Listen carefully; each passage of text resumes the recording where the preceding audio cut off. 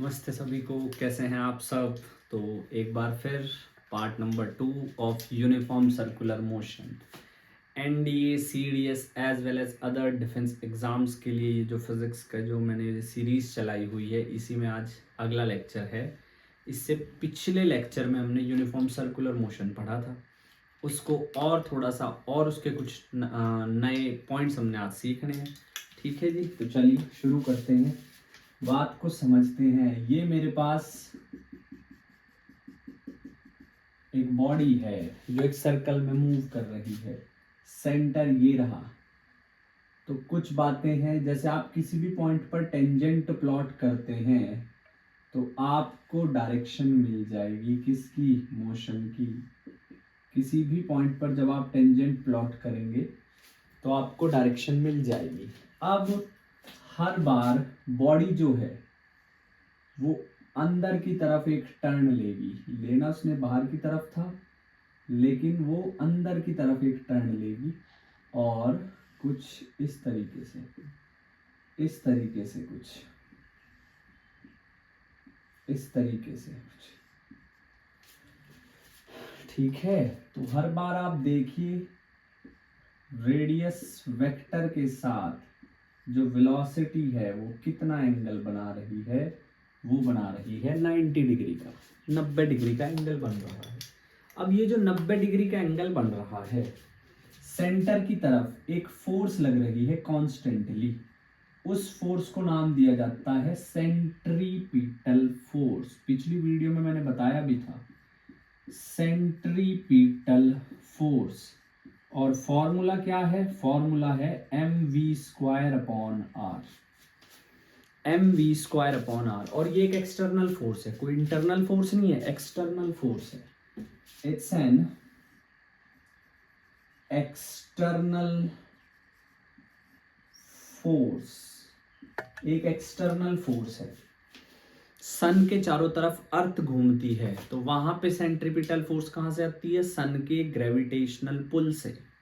ठीक है, और जैसे न्यूक्लियस के चारों तरफ फ्रॉम एटॉमिक टू कॉस्मिक जितने भी सर्कुलर मोशन हैं, सब में सेंट्रीपिटल फोर्स है। जब न्यूक्लियस के अराउंड इलेक्ट्रॉन घूमता है तो वहां पे सेंट्रीपिटल फोर्स कहां से आती है, न्यूक्लियस और इलेक्ट्रॉन के बीच जो फोर्स ऑफ अट्रैक्शन, न्यूक्लियस पे पॉजिटिव चार्ज है, इलेक्ट्रॉन पे नेगेटिव चार्ज है, दोनों पे अपोजिट चार्ज है, तो दोनों एक दूसरे को क्या कर लेंगे, अट्रैक्ट कर लेंगे।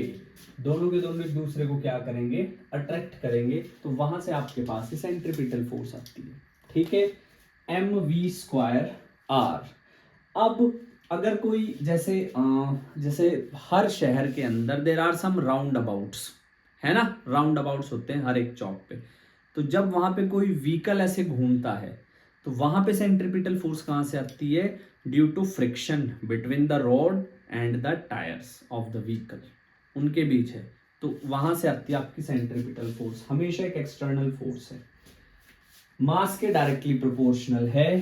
तो मतलब कि जो सेंट्रीपिटल फोर्स प्रोटॉन की होगी वो ज्यादा होगी एज कंपेयर टू इलेक्ट्रॉन।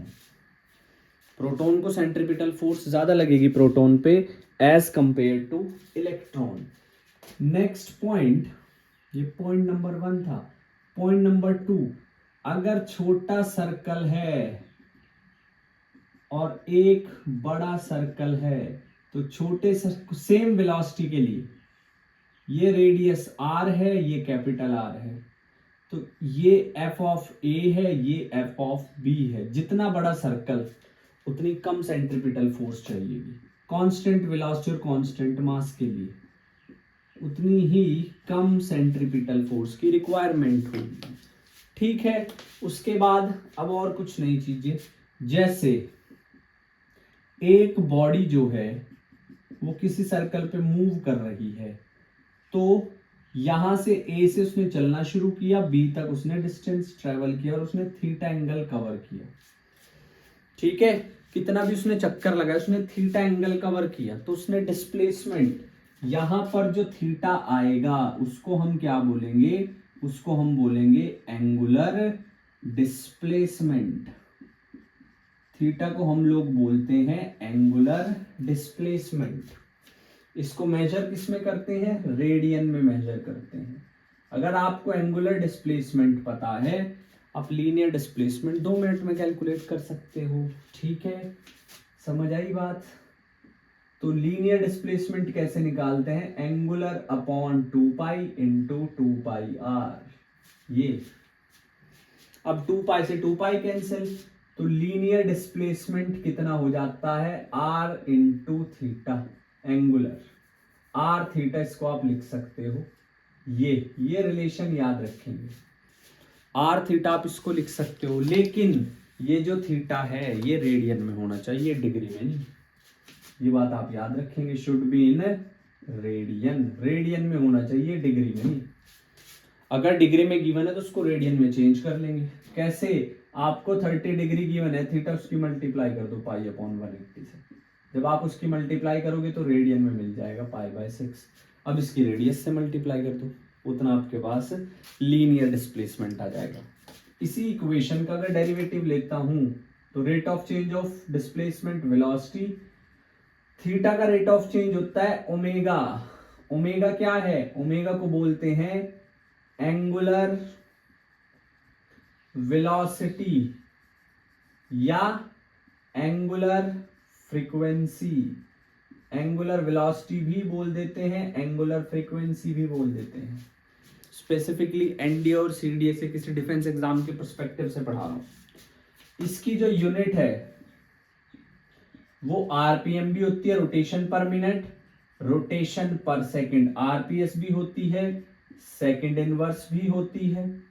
ठीक है, ये आती है यूनिट। तो ये आ गया रिलेशन लीनियर और एंगुलर डिस्प्लेसमेंट के बीच, ये आ गया लीनियर और एंगुलर वेलोसिटी के बीच। फिर से इसका डेरिवेटिव करेंगे तो आएगा a into r alpha.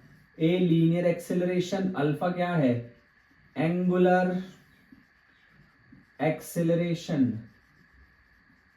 Alpha is what, angular acceleration. Omega की यहां से मैं आपको एक यूनिट और दे सकता हूं, रेडियन पर सेकेंड।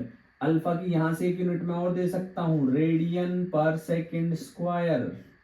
इस तरीके से ये मेरे पास आ जाएगा अल्फा की वैल्यू। तो तीनों यूनिट बहुत जरूरी हैं।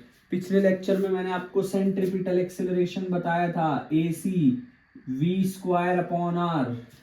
v की वैल्यू यहां से रखूंगा तो आएगा r ओमेगा स्क्वायर। छोटी छोटी उस पर न्यूमेरिकल आ जाता है, छोटे छोटे उस पर न्यूमेरिकल आ जाता है। इतनी बात समझ आई है, चलिए बहुत अच्छी बात है। अब देखो इक्वेशन ऑफ मोशन, क्योंकि यूनिफॉर्म है तो इक्वेशन ऑफ मोशन भी होंगी। मैं कंपेयर करते करते बताऊंगा आपको इक्वेशन ऑफ मोशन।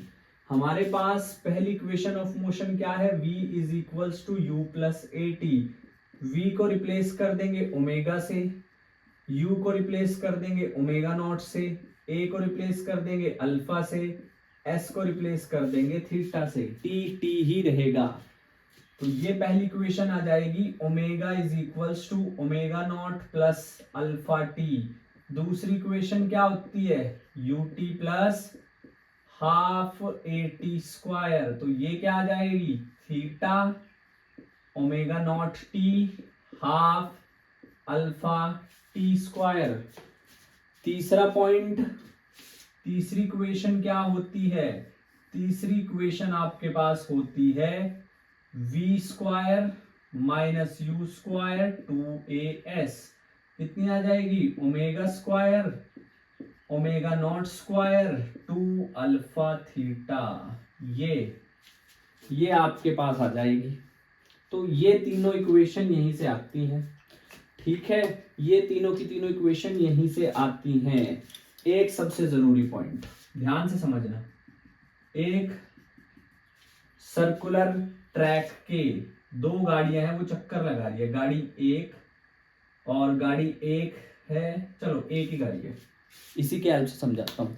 तो नंबर ऑफ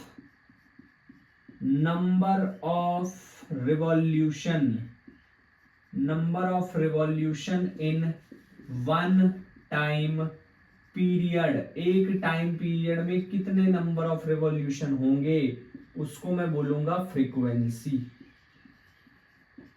उसको मैं बोलूंगा फ्रीक्वेंसी। और सपोज किसी ने, अब एक टाइम पीरियड का क्या मतलब है, टाइम पीरियड कुछ भी हो सकता है, 1 सेकेंड, 1 मिनट, 1 घंटा, 1 दिन, 1 साल, कुछ भी हो सकता है टाइम पीरियड। टाइम पीरियड के लिए मैं कहूंगा time taken to complete 1 revolution. एक रेवोल्यूशन कंप्लीट करने में कितना वक्त लगेगा, उसको टाइम पीरियड बोलते हैं। तो भाई टाइम पीरियड जो है कुछ भी हो सकता है। अर्थ का टाइम पीरियड अराउंड सन कितना है, 365 डेज, 1 ईयर। अराउंड मून कितना है, 28 डेज। तो इट डिपेंड, टाइम पीरियड कुछ भी हो सकता है, कोई भी यूनिट हो सकती है टाइम पीरियड की। फ्रीक्वेंसी के साथ ऐसा नहीं, frequency second inverse, minute inverse, are inverse, फिर हर्ट्ज बन जाता है। ठीक है, तो अब एक क्वेश्चन, 2-3 क्वेश्चन देख लेते हैं, ठीक है, थोड़ी और क्लैरिटी आएगी। चलो question number 1,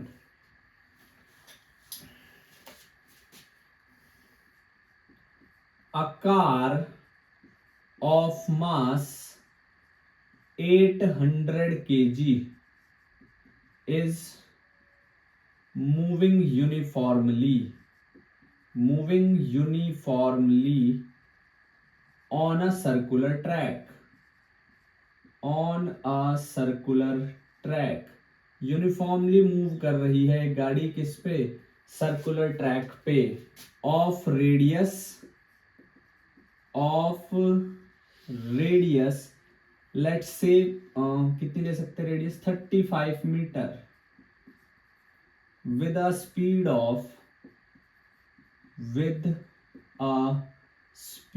of 20 metre per second, with a speed of 20 metre per second, 70 metre है, 35 में 70।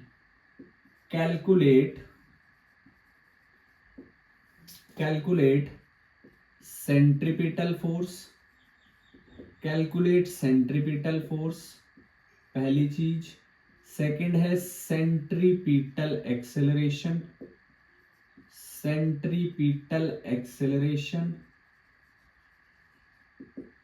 तीसरा है frequency,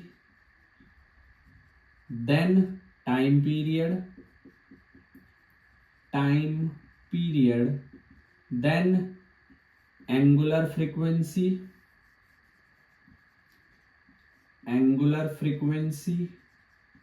and last but not least is angular acceleration.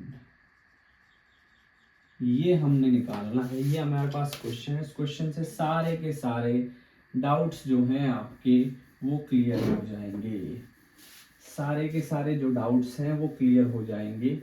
चलिए सॉल्व करना शुरू करते हैं सारे के सारे। तो आपको सबसे पहले क्वेश्चन में ये देखना पड़ेगा कि आपको क्या क्या गिवन है। जैसे कि मुझे क्या क्या गिवन है, मास गिवन है कितना, 800 kilogram.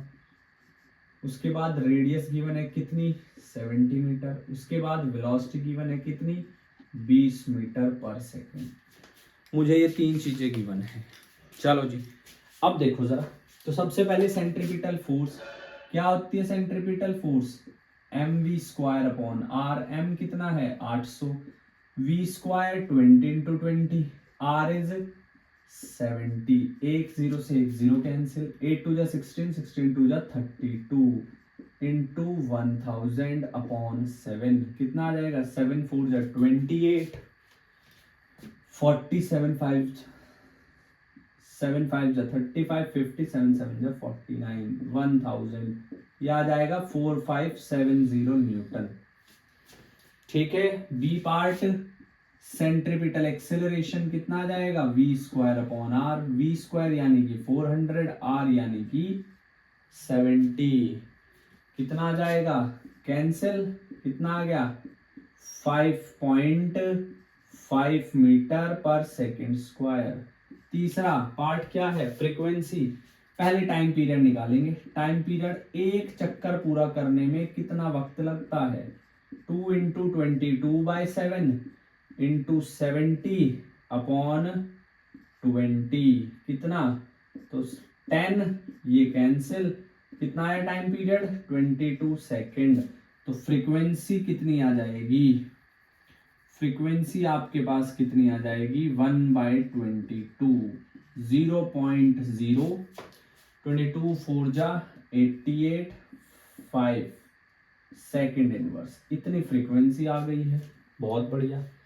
Angular frequency, angular frequency कैसे निकालेंगे, 2πf, ओमेगा को ये लिख सकता हूं या 2π/t, कितना आ जाएगा 2π/22, तो पाई की वैल्यू क्या रख देंगे 22/7/22, तो 0.28, ये आपके पास है सेकेंड इनवर्स एंगुलर। और एंगुलर एक्सेलरेशन अल्फा को लिख सकते हैं a/r, a कितना है 5.5, r कितना है 70, बस यहां से हम लिख लेंगे। तो इस तरीके से क्वेश्चन भी पूछे जा सकते हैं, ठीक है, इस तरीके से क्वेश्चन भी पूछे जा सकते हैं। और कुल मिला के ये हमारी काइनेमेटिक्स, काइनेमेटिक्स में motion along a straight line और मोशन इन अ प्लेन, ये कंप्लीट हो चुका है एज पर द एनडीए। अगली वीडियो में पीवाईक्यू के साथ मुलाकात होगी, ठीक है जी। तो पढ़ाई करते रहें। Thank you so much for watching the video. जय हिंद।